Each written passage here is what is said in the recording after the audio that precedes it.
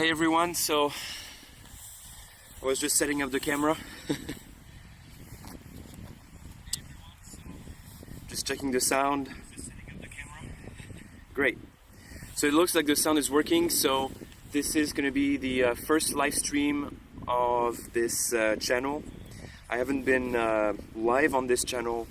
I think I've been live just once, but so I'm going to be live a lot on the YouTube channel as well. I'm usually live on Facebook, but I decided to go live here as well to start something. So you're watching the Aurora Borealis live from northern Norway in Malangen. That's an hour south from Tromsø. And we have a few clouds tonight, but behind it you can see it peek through the clouds. So we will be live streaming as much as we can, and we'll see how long we will be able to keep this this live stream going, because we do have a few clouds. So let's see how this thing unfolds. You can see sort of a green tinge behind the clouds there, and that's definitely the aurora. But the clouds are taking over a little bit, so it's probably going to become increasingly difficult to see the aurora. I hope you can hear me loud and clear.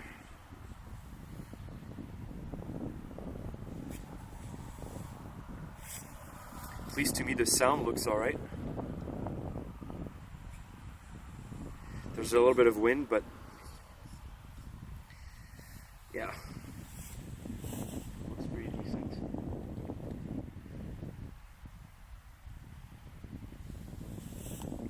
So during the live stream, or the live streams plural, I will be answering all of your questions as well. If you have some questions about the aurora and anything aurora chasing, I'll be live streaming a lot from now on. So yeah. Again, for those who are just joining now, we're live from northern Norway in the Arctic, and we're trying to watch the aurora live as it unfolds behind the clouds there. As you can see above me, it's slightly greenish behind the clouds, and now the clouds are unfortunately taking over a little bit, but it shouldn't be too bad. Oh, thank you so much, KO. Thank you so much. Appreciate it. Yeah, you do have to come visit, because it's just absolutely stunning here. Landscapes, aurora, it's just absolutely crazy.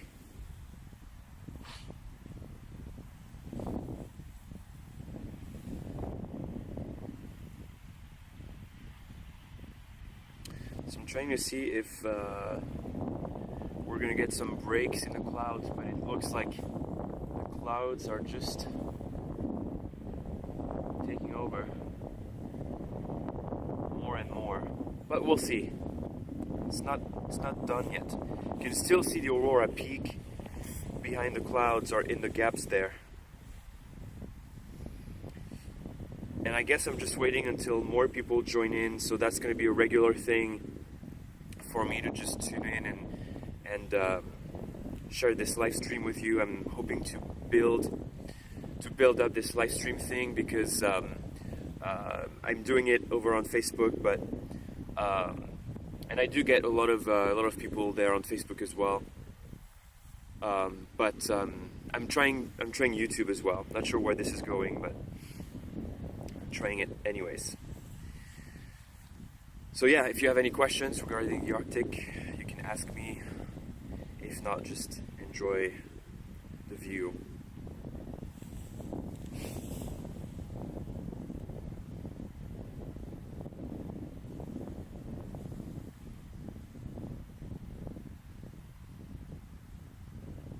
I also think it's going to be a different kind of public here on YouTube, because on Facebook, sometimes I just feel it. There are some people that I know, but a lot of the time I feel it's very impersonal in a way, with the type of comments that we get and the type of questions. But over here on YouTube, my hope is that we can get more personalized and known faces. So Jens, what camera am I using? So I usually use the Sony a7S III to live stream, but it's on repair. It's actually sent.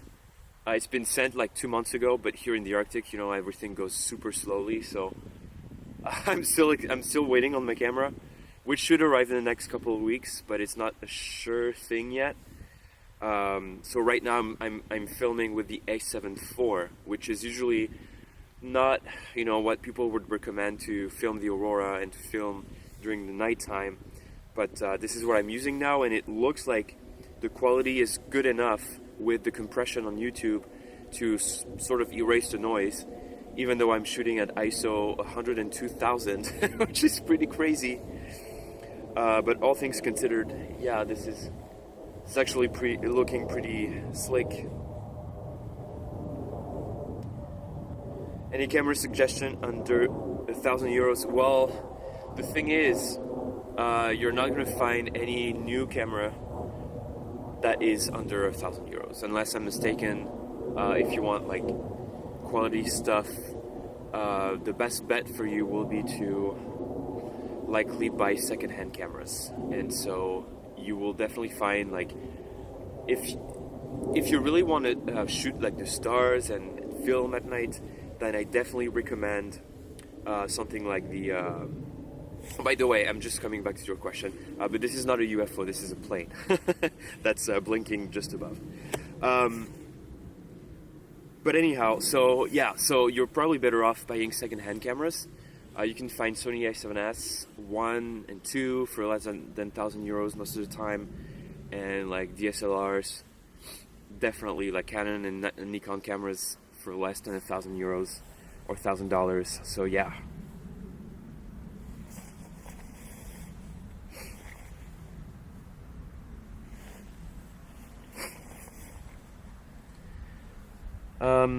Looking at whether my camera is in focus, which is actually, let me see if it's in focus. I think it is, but sometimes you just never know, because I kind of changed the focus. No, that's the good thing with the this Sigma lens. I'm using the 14mm f1.4 for Sony, and it kind of keeps the focus all the time from one time to another. So it's really cool. So again, for those who are just joining now, we're live from Malangen in northern Norway. This is the Arctic Circle, and we're watching, or attempting to watch, the Aurora with some clouds passing, but you can still see this green arch below me, or behind me rather, and we're watching it evolve as the clouds are passing, and we're hoping to still catch some gaps in the clouds. Those are not too heavy clouds, so my hope is that we get this, and as it happens, we can get more Aurora intensity going. So we'll see how things will evolve, and in the meantime, I'll be live as much as I can on YouTube. So this is a new thing that I'm starting on the channel, so you've probably seen my videos, or some of my videos. These are just like videos that I post from my work, but I never really attempted this live stream thing, so this is what I'll do. I tried to do it on Facebook and it's working, but I just wanted to change, you know, horizon a little bit. So let's see how many people we can get on this live stream. And again, this is not like a very good night to start the first live stream. I just wanted to test out conditions, and if the camera worked, if the sound worked, but it looks like everything is working so far. Why am I saying it's not the best night? Because the Aurora is just like, you know, like quite faint. You can still see it, like this green blob behind me, but it's also masked by clouds, and so this is definitely not the best setup that you want. But nonetheless, I still wanted to show you guys. So hopefully we'll get more intensity going.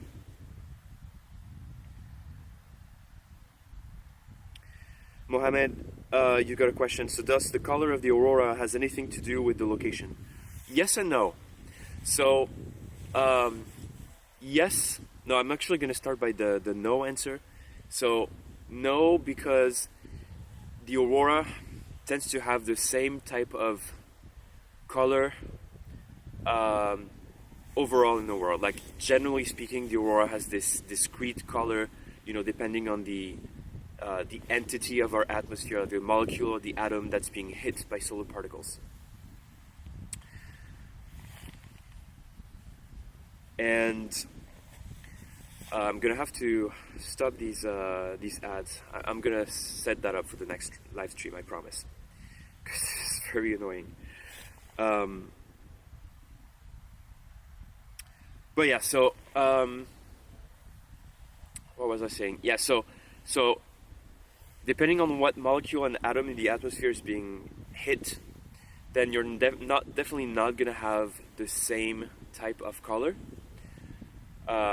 This is what we call the discrete nature of the colors of the aurora, and it works in gradient of density depending on nitrogen and oxygen. This is what we have the most in the air, in the atmosphere, even high above, but they're not distributed in equal gradients. So nitrogen is more like lower altitudes, and oxygen can go all the way up to like hundreds of kilometers up in the air.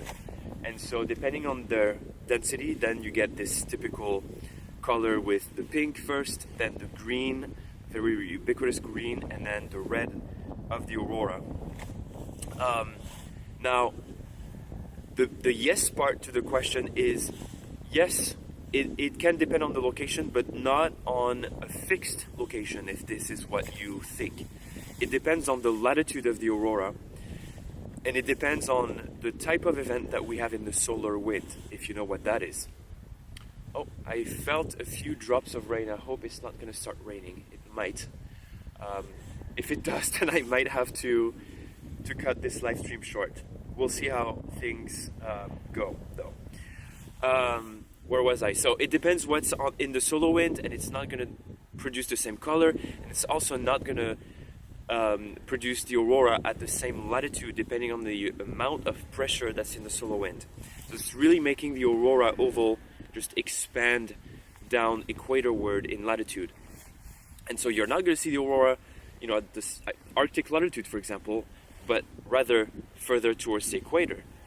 And if it's towards the equator, then the field of the Earth where the aurora originates from is not mapping in space at the same location, and so it's not taking the source, taking the electrons, the energy from the same area. And some areas are more dense in electrons than others, so it's very complex, but at the end of the day, you're not going to get the same color depending on the latitude you're in.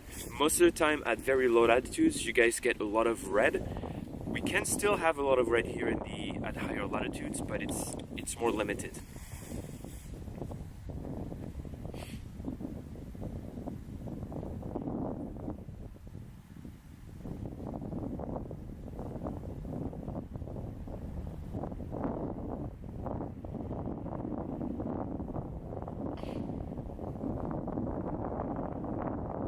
So my voice isn't syncing with the camera simply because there's always a little delay, and I do apologize for this. But I see everything in real time, and this is more or less live. There's probably like a 5-second delay between my voice and the image, and you guys get everything very much live. So. How about the quality of the live stream? Is it okay for you guys? Is it very pixelated? Do you see a lot of noise, or is it? It should be 1080p. But yeah, hopefully there's a little bit of wind too, so that might not make things very easy, but hopefully it's not too bad. We still have some gaps in the cloud with, we see the green perhaps intensify a little bit behind me. I see some noise. Yeah, I know. I'm gonna buy a new mic. external mic to put on the external recorder. So hopefully that will be fixed.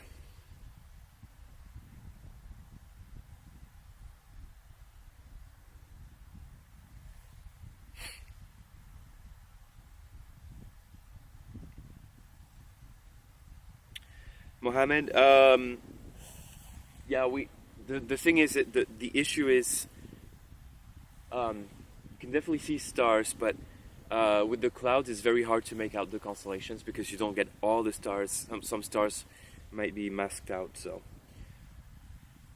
and the aurora now looks like it's intensifying a little bit at least.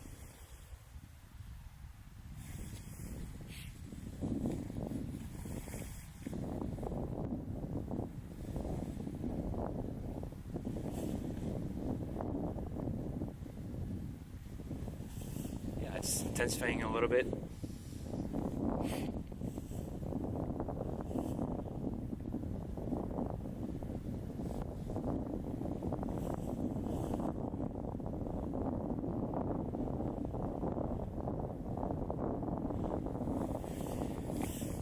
I'm gonna try and share the live stream. Let's see if I can do it.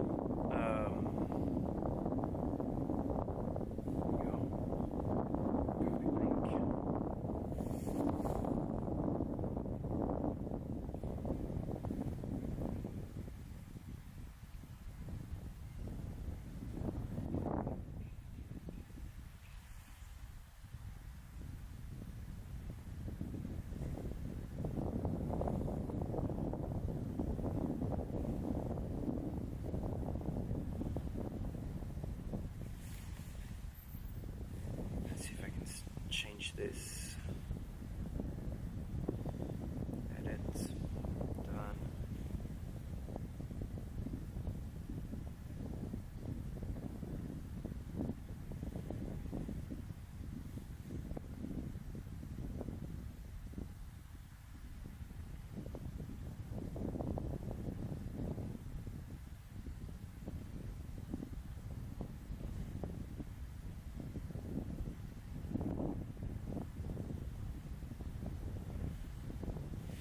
I should just change this, perhaps it's going to be easier. Let's see, where were we?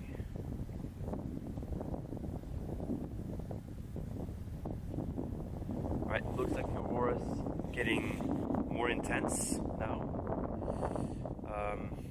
Let's see if I get some. So I'm just gonna.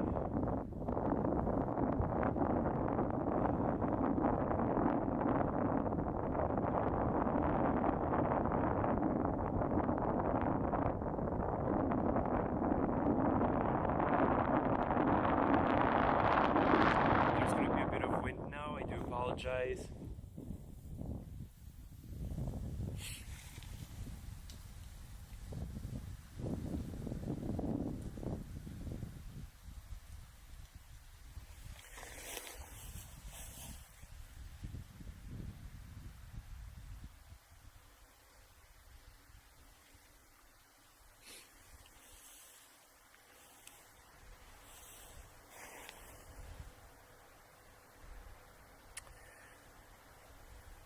So for those of you who are just joining now, we're watching the Aurora Borealis live from Malangen in northern Norway. We're here just outside our home, and you can see the fjord behind me, the mountains, and the Aurora shining green just behind, and we'll be live regularly on the channel. Like I said, we do this regularly on Facebook and it's working well, but I wanted to test out how things would be going on YouTube. So hopefully you can catch the live stream regularly, and we can also interact in that way. And you can ask me all of your questions that you might have concerning the Arctic and concerning the Aurora, and I'll try to do my best to answer everything.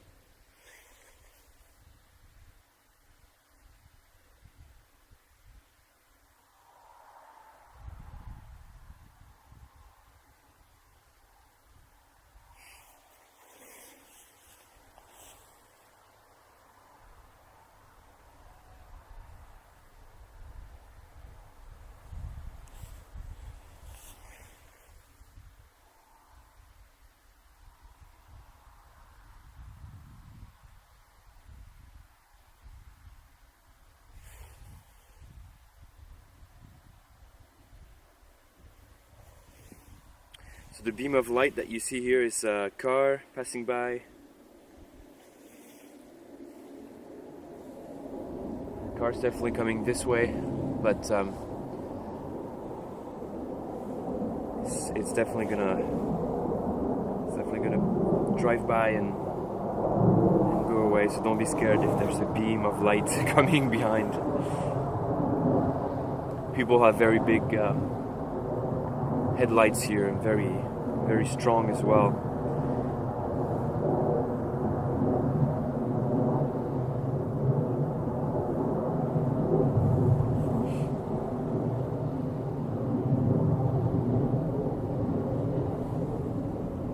Now you may see another plane going from Tromsø and going south, probably to Oslo. So that's the blinking thing that you see up there. So don't worry about what it is.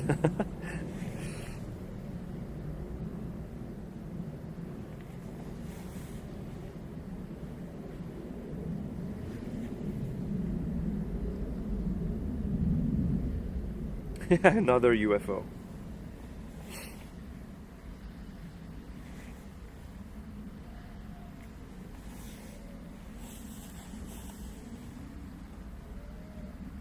Yeah, cool thing is we're still having some gaps in the clouds, so we can still see the aurora behind, and hopefully the live stream is bright enough for you to see everything. Do you guys see the quality okay? Like, do you see? I'd love to hear your feedback because I'm on my phone and it's hard to see the quality on the phone. I'm trying to see full screen here, but it's always hard. It looks a bit pixelated to me, but that's probably because of the noise and the compression from YouTube. But I actually think it's quite decent for most of it anyways. There's a little bit of noise that you see in the background, but that's because I'm shooting at 102 ISO, so there's going to be some noise at some point, which is completely normal. But yeah, so that's the best I can do with this camera and this setup. And I hope that's alright. You can still see the aurora, so I think, and I hope that's all that matters.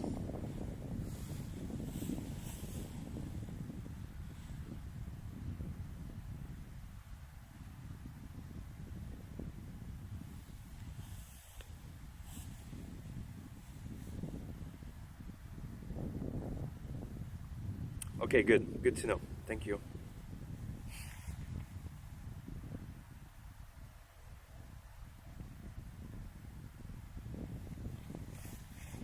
Alright, I'm gonna go share the live stream on my socials. So if you just hold on with the comments for just a little bit, then I can do this, and then this.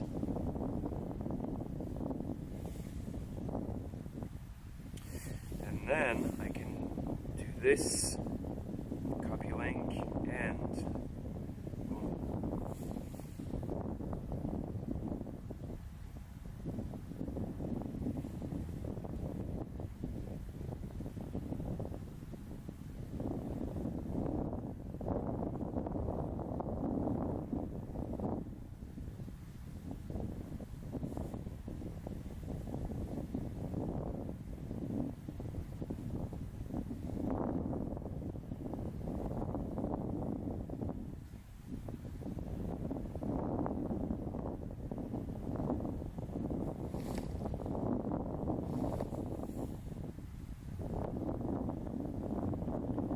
alright, so let's hope we're gonna have more people joining.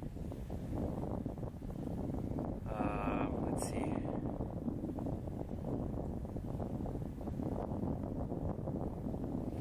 Aurora becoming more intense. Actually, it's becoming a bit more of a diffuse glow behind. There's no clear indication that the aurora will be exploding and intensifying very much just yet. But we just have to wait and be patient. That's key with the aurora. So if you're gonna be chasing the aurora at any point of your life, I do recommend arming yourself with lots and lots of patience, and also try to read up on the phenomenon, and also try to follow me and the work that I do, because I have tons of educational channels for the Aurora. I have an ebook, which is a 20-page book where I answer all the basic questions and knowledge about the Aurora, where is the best place, when is the best time, and everything. I have an advanced course, a 20-hour course that people take usually to gain more knowledge about the Aurora for an upcoming trip, or if they're like a guide or a photographer. And I guide also here in the area for tourists coming and traveling to this part of the world. So yeah, clouds are definitely dissipating a little bit. Let's hope it remains this way, and you can see the Aurora behind. It's still a little bit faint though, but it's all right, I guess. And we can definitely see more stars. We can see Cygnus up above, all the way up, and the star that you see right above my head, let's see, right in the Aurora, is Altair, and you have Vega, which is right, I think it's a little bit, is it outside of the frame? No, it's not, it's just up there somewhere. So hi everyone, if you're just joining now, we're live streaming the Aurora Borealis from northern Norway in Malangen. That's now we're south of Tromsø, and if you hear sheep, that's because I'm in a field with sheep, so don't be scared. And alright, I do have a question. Can you see the Milky Way? How clear is it to the naked eye? Yes, I can see the Milky Way clearly with the naked eye.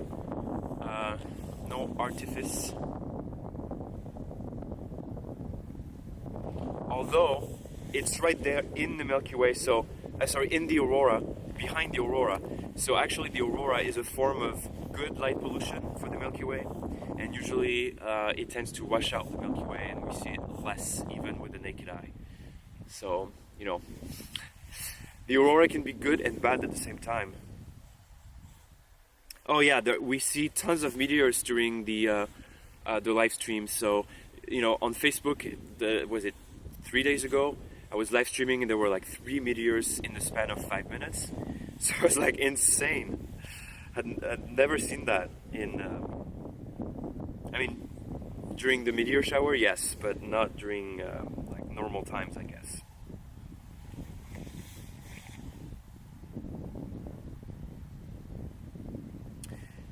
Yes, absolutely. So I'm gonna try and link everything here. Let me just try and get my website. So here's the, you know what? I'm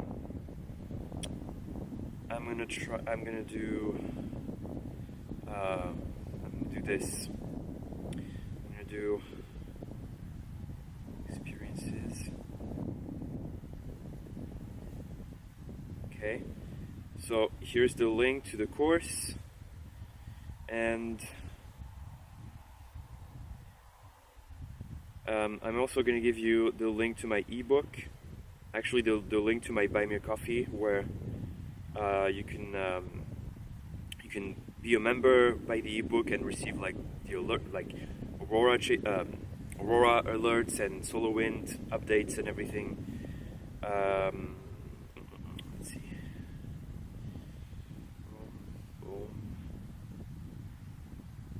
Boom.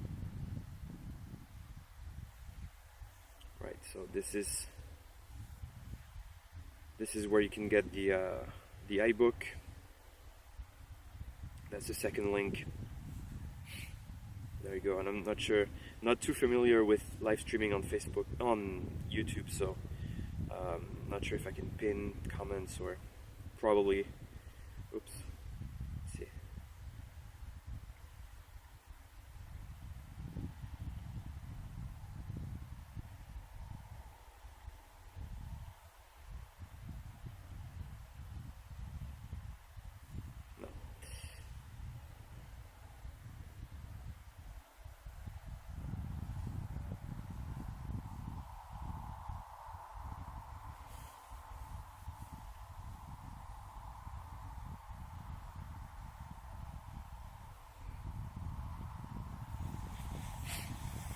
Alright, there's another car coming, but we have a bit of aurora above it, so I'm gonna try to wait until the car has passed, and then I'll show you what I see above our heads, because I think the aurora is starting to light up a little bit above here as well.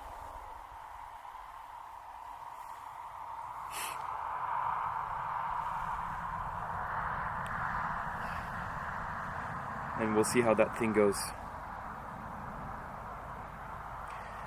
Yeah, me too, man. Yeah, Alan will be, if you know how close I was to Alan, you know he will be sorely missed, and he is. And you know, there's not a day where I don't think about him. You know, it's just very tragic. It really affected me a lot, his passing, and because if you know him and you know his videos and you've been watching his videos, you know that we've had you know, trips together, and we were shooting the stars a lot together. So yeah, that's yeah, his memory will definitely live on. Hey, Hugo, c'est Hugo.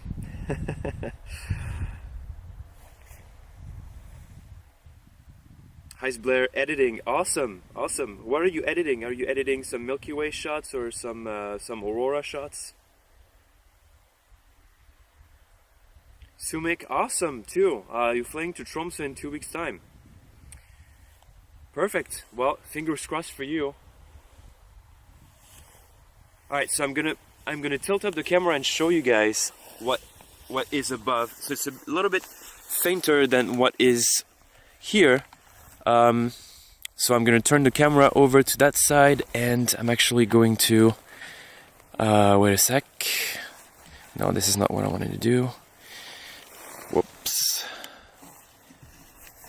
And what I'll do is I will take this. Sorry if it's a little bit shaky. I'm trying to show you guys what is above here. So it might not look like something, but it's actually some aurora pillars, and you can see some stars as well.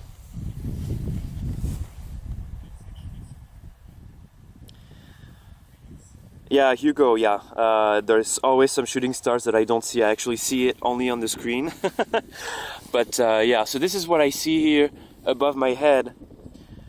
But I think I will still switch to the normal view, because this is actually a bit faint, and I want people to be able to see the landscape here as well. So, sorry about the shakiness again. I'm trying to just adjust the camera here. So the aurora is quite faint tonight, as opposed to yesterday, where it was just absolutely gorgeous. But yeah, we're having some gaps here on Malongan in northern Norway, and we're watching the aurora live. I see more people tuning in, so it's nice to see you all. Oh, you started a Facebook page because of Alan. Yeah, he was so inspirational to everyone. So yeah, it's a bit of a shame, but you know, that's life is unfair at some point.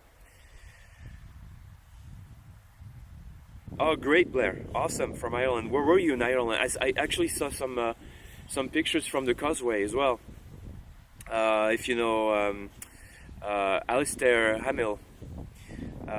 Great shots, this guy as well. He's a great guy.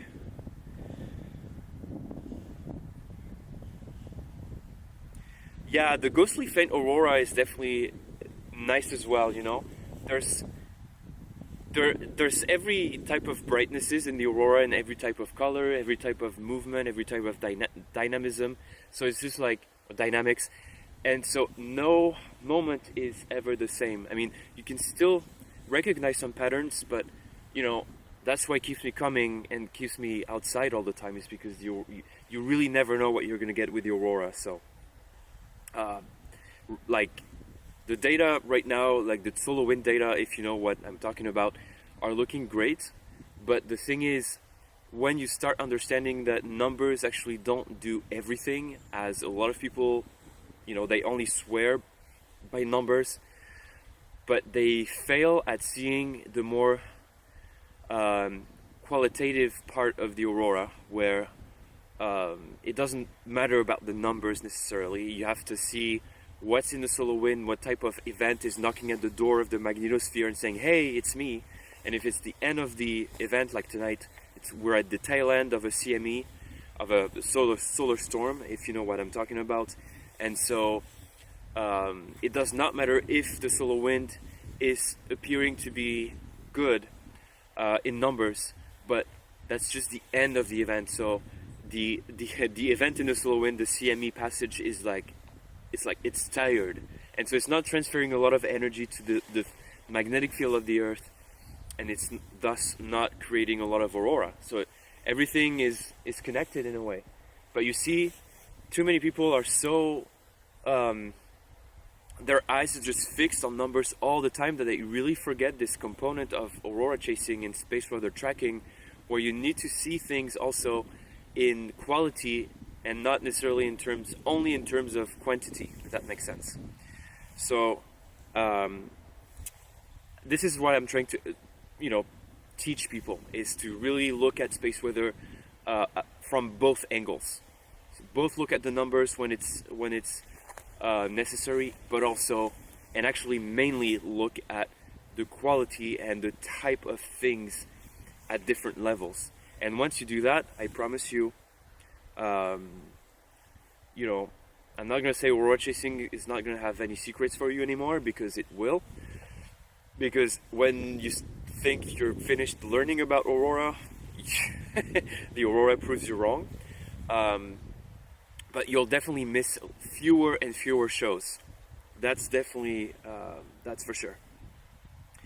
Blair, what's my camera setup for live streaming? So I said this at the start of the live streaming, but I'm going to repeat it again. I'm working with the Sony a7S III, which is a beast of a camera for live streaming and for videoing at night. There are some bad things about this camera, because Sony really wanted to load the camera with capabilities like 4K, 120p FPS at 422, 10 bits, but then the night videoing suffered from this, and so they implemented some really heavy noise reduction algorithms, which they never told anyone about. And there's like a double noise reduction algorithm, and it depends. That's of course when you're shooting videos, not for stills. So you have the dual base ISO, and then on top of that you have these algorithms that really produce this very weird looking sequence out of the camera or file, and that creates a lot of halos, a lot of artifacts around objects, and it's actually reducing the noise too much, that so much that the final file is suffering from it. And actually I'm finding, I kind of came back at some point to my A7S II, its predecessor, because it was much better, because there wasn't as much noise reduction. And then afterwards I found a solution. I purchased an Atomos Ninja 5, which enabled me to kind of bypass the noise reduction algorithms on the Sony camera. So yeah, I still cannot shoot at too high ISOs, because the second noise reduction algorithm will kick in. For example, if you're shooting in S-Log 3, it kicks in after 80,000 ISO. So that's something neat to know. If you switch from 80,000 to 102,000, you get the Star Eater thing algorithm, which is the second algorithm I'm talking about. And so this produces terrible images even with the external recorder. So yeah. But so usually I'm shooting with the A7S III, these live streams, but tonight, and not tonight actually, the past few weeks, I sent my camera, the A7S III, to Sony, because it needs repair, because I've shot with it in too cold conditions, and I think it suffered a little bit from frostbites. Especially last year, I shot several times at minus 45 Celsius, and I think it didn't really like it. So right now I'm actually shooting on the A7 IV, which is not your typical camera you think of when you want to film at night. But you see it's actually producing quite a decent result on the live stream, although it's a compressed format. It's, you know, it's YouTube, so it's not, the quality is hard to see. There's a lot of noise on my screen, but on the live stream here it actually looks pretty decent. Sumic, yeah, I did see this X 4.5 flare, X 4.5 earlier. Yes, I did see it, and so I warned all of my members about it. Also, the fact that it looks in chronographs like there's going to be an Earth-directed component. This is where you see in chronograph images that there's part of the CME or the shockwave that is crossing the Earth-Sun line, and yeah, it looks like we might get something from it. It's not a done deal. It's likely because of the speed and the width of the event. It looks like we're not exactly sure how much we're going to receive from it, but it's very likely we will see at least a little bit of something, a little bit of a jolt from it. So let's wait for the models and the experts to chime in, and only after that we can have a clearer idea about what's going on in the next few days. And you can see the clouds now are taking over a little bit more. Behind me you can still see the Aurora, but we have more clouds, but I think they might be dissipating in a little bit, so yeah. Hey, I see time to lapse. Hey, my friend, how's it going? Long time no see.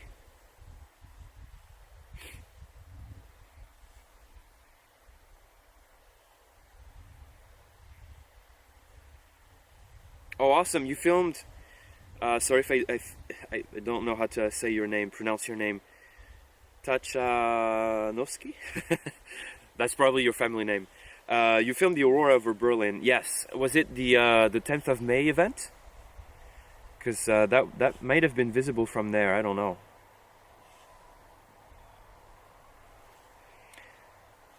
Yeah, Sumik, you bought recently the A7S II. Yeah, definitely a very good camera. Actually, only yesterday I was live streaming with the A7S II, and although you get this this a little, you know, it's a little bit annoying. You get this tinge, this fringe on the left hand side of the camera, which is an infrared leak.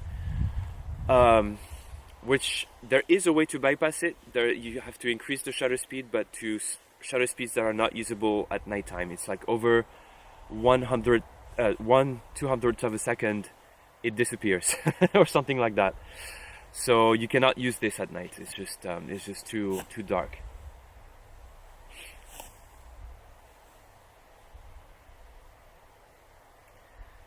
Yeah, Konstantinos, hey, how's it going, man? I don't know how to do the Balkan dance, but if you can teach me, then that's perfect. And then we can make all these clouds disappear. You can see the Aurora behind that is just hanging there, but